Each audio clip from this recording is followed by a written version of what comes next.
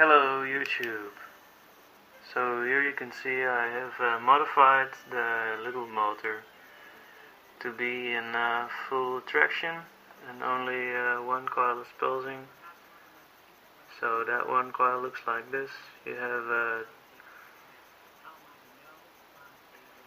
3 wires in a trifilar fashion around the core, and they're in series, so you have one wire that goes to the collector of a transistor and the other wires are connected, so to make one single coil out of it, and then it goes to the positive of the battery. The battery's here, and so the output is shorted just for the moment, so we don't get a burnt situation, burnt transistors and such. And the trigger coil is underneath here, and the triggers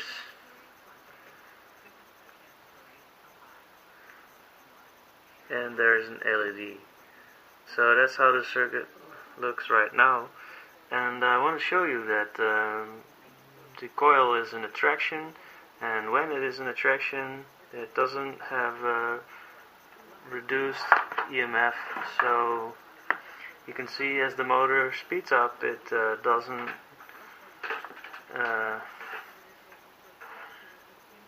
its amperage doesn't go down, let's just say.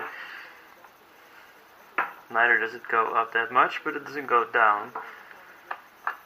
So what happens is you have the power of the battery going through the circuit like this, and also the waveform of the coil, let's say, is at the right timing so that the power of the coil is going in the same direction as the battery, so it adds up together.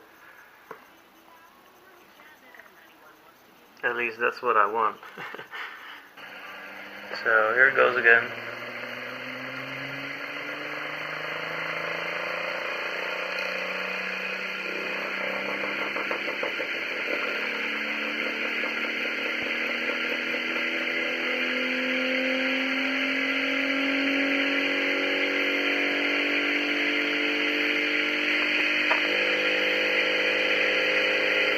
So you can see the ampere draw doesn't go down. It's about found its sweet spot right now.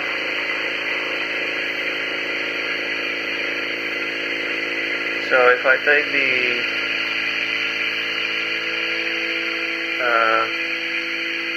meter here at the plus pole and hook it up directly to the minus here, you can see we have a positive current in the same direction as the battery. So you saw the motor running, and you saw it definitely didn't reduce the amount of motion it would have during operation at higher speeds. And so the current and voltage that is added, so let's say you have a 12 volt battery here, and the coil is also producing just about, I don't know, just randomly saying something here, like 6 volts, right? So that adds up to the battery power, and so what you now can do is something like add a capacitor in between to charge up. Here, for example, so it charges up the capacitor with 18 volts, and then it charges another time, because the coil has a spike, and that charges up the capacitor even further, and then you can discharge that capacitor into a load or to reuse for the front or run battery. So why would you use an attraction mode? Well, you can just use a repulsion mode or anything else. It's because the capacitor will have a different direction as the battery, so when you charge up the capacitor halfway the charging process you have 6 volts on the capacitor, and so the actual input on the capacitor then remains 6 volts even though the battery is 12 volts. But if you say you're halfway the charging process of the capacitor and the capacitor is at 6 volts and the coil reverses the charge or potential on the capacitor, you have a 0 volts in total, and then the battery goes on top of that and adds up 12 volts.